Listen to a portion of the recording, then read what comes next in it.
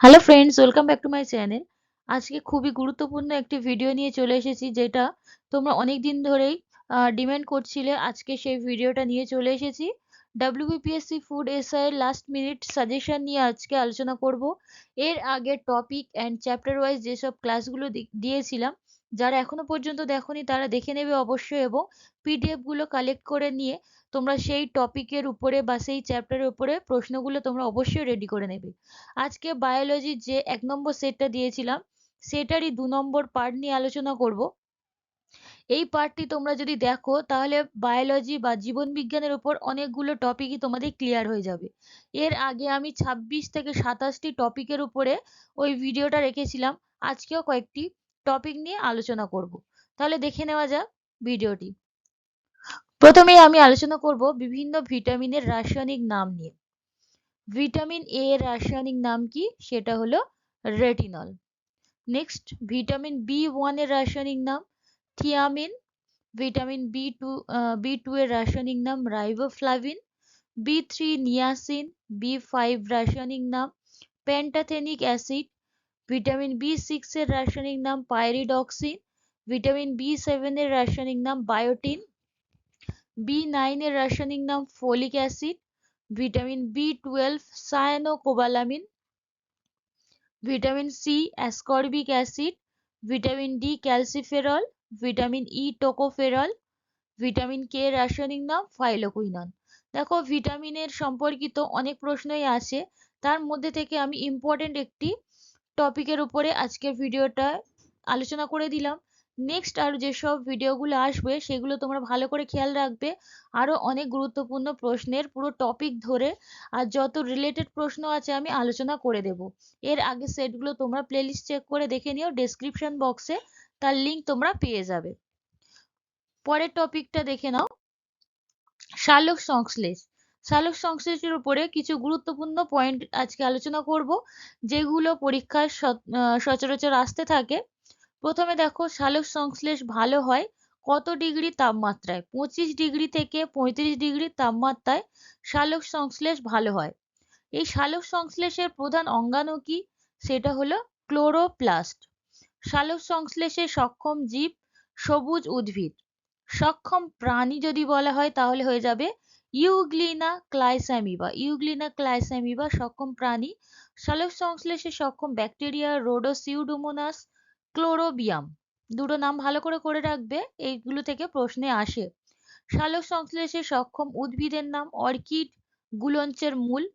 সালোক সংশ্লেষে অক্ষম উদ্ভিদের নাম সমস্ত ছত্রাক, স্বর্ণলতা।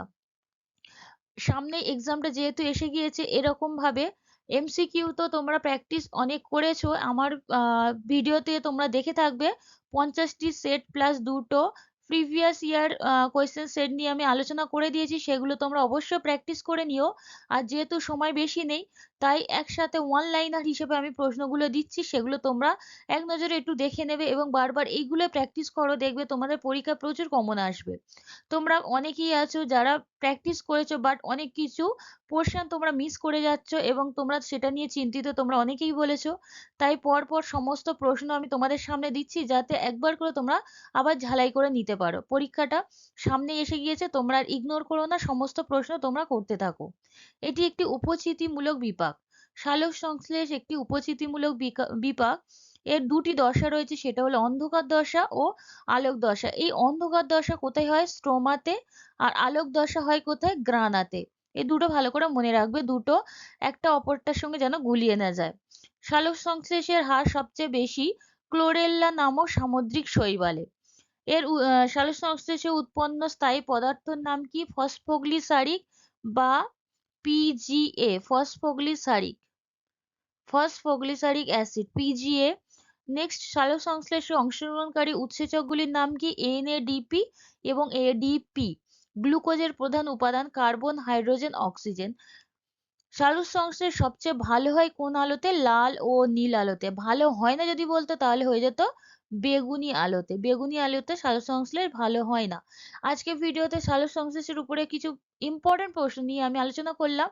নেক্সট যেসব ভিডিও আসবে সেখানে তোমরা শ্বসনের চ্যাপ্টার পেয়ে যাবে, পুষ্টি, আরো অনেক গুরুত্বপূর্ণ চ্যাপ্টার আছে যে প্রশ্নগুলো খুবই ইম্পর্টেন্ট, সেগুলো আমি আগে দেব। তারপরে যদি সময় থাকে তাহলে বাকি প্রশ্নগুলো আমি আলাদা আলাদা করে ডিসকাস করবো, বাট তার আগে তোমরা ইম্পর্টেন্ট গুলো আগে দেখে নাও। পরের পয়েন্ট বা পরের টপিক হলো রক্ত। রক্ত থেকে কি কি জানতে হবে? রক্ত হলো অস্বচ্ছ লবণাক্ত ক্ষারধর্মী তরল সংযোজক কলা। এই যে লাইনটা আমি দিয়েছি এর মধ্যে থেকে কিন্তু প্রশ্ন এসে যেতে পারে। এই যেমন ক্ষারধর্মী, রক্ত ক্ষারধর্মী, এটা তোমাদের জানাটা দরকার। রক্তে দুটি জৈব উপাদান রয়েছে, সেগুলো হলো গ্লুকোজ ও অ্যালবুমিন। রক্তে দুটি অজৈব উপাদান সোডিয়াম ও পটাশিয়াম। রক্তে অবস্থিত ফ্যাট কোলেস্টেরল ও প্রশমিত ফ্যাট। রক্তের নাইট্রোজেন ঘটিত পদার্থ ইউরিয়া ও ইউরিক অ্যাসিড।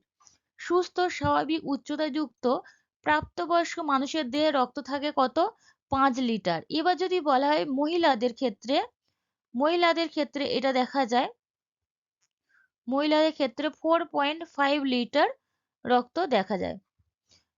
পরে আছে রক্তে থাকে রক্তকণিকা ও রক্তরস। সেগুলো কত পরিমাণে থাকে? রক্তকণিকা থাকে 45% আর রক্তরস 55%। রক্তের গ্রুপ আবিষ্কার করেন বিজ্ঞানী ল্যান্স স্টেইনার। সার্বজনীন দাতা বলা হয় গ্রুপ ও কে, আর সার্বজনীন গ্রহীতা বলা হয়, গ্রহীতা যদি বলে তাহলে হয়ে যাবে A B K. A B হচ্ছে সার্বজনীন গ্রহীতা। মানুষের রক্তের এ বি ও শ্রেণীবিন্যাস আবিষ্কার করেন, সেটাও বিজ্ঞানী ল্যান্স স্টেইনার। রক্তরসের পিএইচ মান 7.3 থেকে 7.4। এটা খুবই গুরুত্বপূর্ণ পয়েন্ট, এটা ভালো করে মুখস্থ করে রাখতে হবে।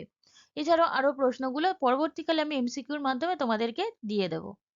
লোহিত রক্তকণিকা ও শ্বেত রক্তকণিকার পরিমাণ কত? অনুপাত 700:1। এটা হচ্ছে এদের এই দুই প্রকার রক্তের অনুপাত। পরের টপিক হচ্ছে চোখ সম্পর্কিত কিছু প্রশ্ন, যেগুলো দেখো খুবই ইম্পর্টেন্ট। চোখ সম্পর্কিত বিদ্যাকে বলা হয় অ্যাপথ্যালমোলজি। এটা বিদ্যার মধ্যে পেয়ে যাবে বিভিন্ন, যখন স্ট্যাটিক জিকে করাবো সেখানে এই প্রশ্নটা পেয়ে যাবে। এখন সায়েন্সে যেহেতু ক্লাস করাচ্ছি সেগুলো তোমরা এই টপিকটার উপর সমস্ত প্রশ্ন দেখে নাও। চোখের সর্বাপেক্ষা স্বচ্ছ অংশ হলো কনজাংটিভা। ভিটামিন এ এর অভাবে যে রোগ হয় সেটি হলো রাতকানা। দৃষ্টি ক্ষমতার একক কি? ডায়াপ্টার। দৃষ্টি ক্ষমতা সম্পর্কিত বিজ্ঞানকে কি বলা হয়? অপটোমেট্রি। খুবই গুরুত্বপূর্ণ এই প্রশ্নগুলো, যেগুলো তোমরা একসাথে সচরাচর দেখতে পাও না, তাই তোমাদের কাছে আমি একসাথে তোমাদের সামনে নিয়ে এসেছি যাতে তোমরা এক নজরে একটু দেখে মুখস্থ করে নিতে পারো। মায়োপিয়া হলে কি ব্যবহার করা হয় বা কোন লেন্স ব্যবহার করা হলে? সেটা হলো অবতল লেন্স। আর যদি হাইপারমেট্রোপিয়া বলা হয়, হাইপার হাইপারমেট্রোপিয়া, সেক্ষেত্রে হয়ে যাবে উত্তল লেন্স ব্যবহার করা হয়। উত্তল লেন্স। চোখের রেটিনায় পীতবিন্দু অবস্থিত। তাহলে যদি বলা হয় পীতবিন্দু কোথায় রয়েছে, সেটা হবে চোখের রেটিনায়। চোখের রেটিনায় প্রতিবিম্ব তৈরি হয়। তারারন্ধ্রকে ছোট ও বড় হতে সাহায্য করে। চোখে যে আইরিস অংশটি থাকে সেটা তারারন্ধ্রকে ছোট ও বড় হতে সাহায্য করে। এটা পরীক্ষায় বারবার আসে, তাই তোমাদেরকে এটা খুব ভালো করে মুখস্থ করে রাখতে হবে। তারারন্ধ্রকে ছোট ও বড় হতে সাহায্য করে। চোখের লুপ্তপ্রায় অঙ্গের নাম কি? নিকটিটেটিং পর্দা। আর চক্ষুদানের সময় যে অংশটি স্থানান্তরিত করা হয়, চোখের যে অংশটি, সেটি চোখের কর্নিয়া। পরের টপিকটি হলো হরমোন থেকে কিছু প্রশ্ন রেখেছি, যেগুলো খুবই ইম্পর্টেন্ট, যেগুলো পরীক্ষায় আসে। প্রাণীদেহের রাসায়নিক সমন্বয়কারী হলো এই হরমোন। হরমোন শব্দটির প্রবর্তক কে? হরমোন শব্দটির প্রবর্তক হলেন বিজ্ঞানী বোলিস ও স্টার্লিং। প্রথম আবিষ্কৃত হরমোনের নাম কি? প্রথম আবিষ্কৃত হরমোন সিক্রেটিন। বীজের সুপ্তদশা ভঙ্গকারী হরমোনের নাম জিব্বেরেলিন। উদ্ভিদে বৃদ্ধি নিয়ন্ত্রণকারী হরমোনের নাম কি? অক্সিন। অন্তঃক্ষরা গ্রন্থি। অন্তঃক্ষরা গ্রন্থি কোনগুলো? পিটুইটারি, অ্যাড্রেনালিন, অগ্ন্যাশয়, ডিম্বাশয়, থাইরয়েড, হাইপোথ্যালামাস। এগুলো হচ্ছে অন্তঃক্ষরা গ্রন্থি। এবার যে পিটুইটারি থেকে প্রচুর প্রশ্ন কিন্তু এক্সামসে আসে, সেগুলো আমি পরের ভিডিওতে ডিসকাস করব। পিটুইটারি সম্পর্কিত সমস্ত প্রশ্ন আমি দিয়ে দেব। মানবদেহের সবচেয়ে ক্ষুদ্রতম অনাল গ্রন্থির নাম কি? সেটা হলো পিনিয়াল গ্রন্থি। আর বৃহত্তম গ্রন্থি বলা হলে সেটা হলো থাইরয়েড। থাইরয়েড গ্রন্থি হচ্ছে বৃহত্তম গ্রন্থি। বৈক্ষরা গ্রন্থির নাম কি? যকৃৎ, লালা গ্রন্থি, এগুলো সবই বৈক্ষরা গ্রন্থি। মিশ্র গ্রন্থির নাম অগ্ন্যাশয়, শুক্রাশয়, ডিম্বাশয়। বৃক্ক নিঃসৃত হরমোনের নাম কি? রেনিন ও এরিথ্রোপয়েটিন। এগুলো খুবই ইম্পর্টেন্ট প্রশ্ন, কোনোটাই কিন্তু বাদ দিলে চলবে না। দুটি স্টেরয়েড জাতীয় হরমোনের নাম কি? ইস্ট্রোজেন ও প্রোজেস্টেরন। এগুলো এই দুটি স্টেরয়েড জাতীয় হরমোন। হাইপোথ্যালামাসকে প্রভু গ্রন্থির প্রভু বলা হয়, হাইপোথ্যালামাস। নেক্সট টপিকটি হলো জীববিদ্যায় ব্যবহৃত বিভিন্ন যন্ত্র, অর্থাৎ মানুষের বিভিন্ন রোগ নির্ণয়ে কোন যন্ত্রগুলো কি কাজে ব্যবহার করা হয় সেগুলো আমাদের জেনে রাখতে হবে। এটা খুবই ইম্পর্টেন্ট একটি টপিক। এর থেকে কিন্তু প্রচুর প্রশ্ন পরীক্ষাতে আসার সম্ভাবনা থেকেই যায়। প্রথমটা দেখো, কৃত্রিম হৃদস্পন্দন সৃষ্টি করে কোন যন্ত্র? সেটি হলো পেসমেকার। কান পরীক্ষা করার জন্য ব্যবহৃত হয় অটোস্কোপ। হৃৎপিণ্ডের তড়িৎ বিভব মাপা হয় ইলেকট্রোকার্ডিওগ্রাফ যন্ত্রটির মাধ্যমে। হৃৎপিণ্ডের তড়িৎ বিভব। মস্তিষ্কের তড়িৎ বিভব মাপার যন্ত্র ইলেকট্রোএনসেফ্যালোগ্রাম। হৃৎপিণ্ড ফুসফুস নিরীক্ষণ যন্ত্র স্টেথোস্কোপ। আণুবীক্ষণিক বস্তু পর্যবেক্ষণ করে মাইক্রোস্কোপ। চক্ষু পরীক্ষা করা হয় অফথ্যালমোস্কোপ যন্ত্রের সাহায্যে। বেতার তরঙ্গের মাধ্যমে শরীরের বিভিন্ন অঙ্গের ছবি তোলা হয়, সেটি হলো এমআরআই। এমআরআই সাহায্যে বেতার তরঙ্গের মাধ্যমে বিভিন্ন অঙ্গের ছবি তোলা হয়।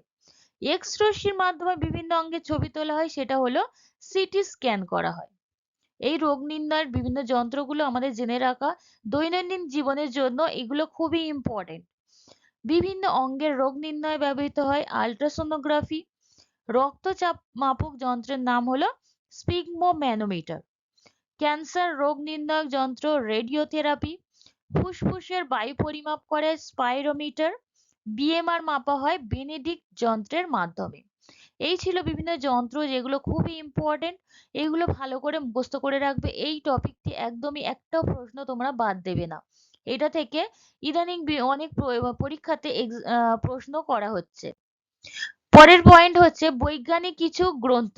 বৈজ্ঞানিক কিছু গ্রন্থর নাম আছে, সেগুলো লেখক কারা রয়েছে সেগুলো জেনে রাখাটা জরুরি। The origin of species by means of natural selection, এই বইটি লিখেছিলেন চার্লস ডারউইন। মাইক্রোগ্রাফিয়া গ্রন্থের লেখক Robert Hooke. Father of sparrow গ্রন্থটি লিখেছেন সেলিম আলী। স্পেসিস প্ল্যান্টেরাম গ্রন্থটি লিখেছেন Carolus Linnaeus. Historia Animalia Aristotle লিখেছেন। On the causes of plants এটা লিখেছেন থিওফ্রাস্টাস। খুবই গুরুত্বপূর্ণ বইগুলো, এইগুলোর মাধ্যমে আমরা জীববিদ্যার বিভিন্ন শাখা বা বিভিন্ন জ্ঞান আমরা এর থেকে অর্জন করতে পারি। সো এই বইগুলো কিন্তু খুবই ইম্পর্টেন্ট বিভিন্ন গ্রন্থ এগুলো। ফিলোজফিয়া গ্রন্থটি লিখেছেন লিনিয়াস। ফিলোজফিক জুওলজি এটি লিখেছেন Lamarck. Origin of life on earth বইটিকে লেখেন Alexander Oparin. The double helix বইটির রচয়িতা বা লেখক হলেন ওয়াটসন। আজকে ভিডিওটা এই পর্যন্তই। যদি তোমাদের ভিডিওটা ভালো লেগে থাকে তবে অবশ্যই কমেন্ট করে জানাতে ভুলবেন না। আর চ্যানেলে নতুন হয়ে থাকলে অবশ্যই সাবস্ক্রাইব করে রাখবেন এবং পাশে থাকা বেল আইকনটি অন করে রাখবেন, যাতে সবার প্রথমে আপনি ভিডিওর নোটিফিকেশনটি পেয়ে যেতে পারেন। ফুড এসআই এক্সামের আগে এই প্রশ্নগুলো তোমাদেরকে খুব ভালো করে মুখস্থ করে নিতে হবে যদি এক্সামটা ভালো করে তোমরা ক্র্যাক করতে চাও। এছাড়াও সামনের আরো যত পরীক্ষা আছে সেগুলোর জন্যও কিন্তু এই প্রশ্নগুলো এবং এই মেনলি এইসব যেসব চ্যাপ্টারগুলো বা টপিকগুলো আমি ধরে ধরে করাচ্ছি এগুলো তোমরা কমপ্লিট করতে থাকো। যে কোনো পরীক্ষার জন্য এগুলো কিন্তু খুবই ইম্পর্টেন্ট পয়েন্ট। শেষ পর্যন্ত দেখার জন্য তোমাদেরকে অসংখ্য ধন্যবাদ।